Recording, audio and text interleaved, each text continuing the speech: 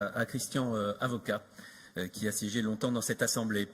Monsieur le Président, vous aviez fait une promesse de Gascon que vous pensiez ne pas devoir tenir à un moment où le gouvernement n'envisageait pas de bouger sur les revendications des Gilets jaunes.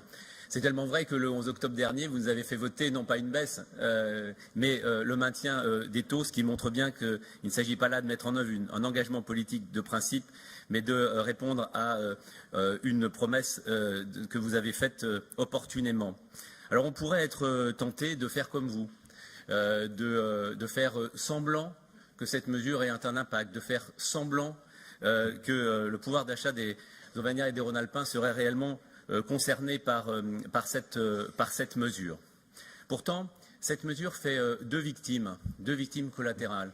Cette mesure qui ne mérite ni excès d'honneur ni excès d'indignité fait deux victimes. La première, c'est une victime symbolique, c'est celle de la transition écologique, puisqu'elle met en opposition le financement d'une mesure de transition écologique pour le ferroviaire et le pouvoir d'achat de nos concitoyens.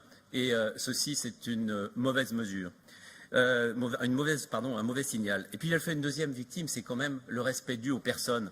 Ce que vous proposez, c'est 2 euros au choix, 2 euros, une pièce de 2 euros. C'est même pas 2 tickets de métro lyonnais, et c'est surtout un café par an. Alors oui, on peut toujours se dire que c'est une mesure de pouvoir d'achat, mais je vous le dis, Monsieur le Président, notre région peut faire au mieux par une tarification, par exemple, sociale des cantines pour les catégories populaires et moyennes, plusieurs centaines d'euros par an.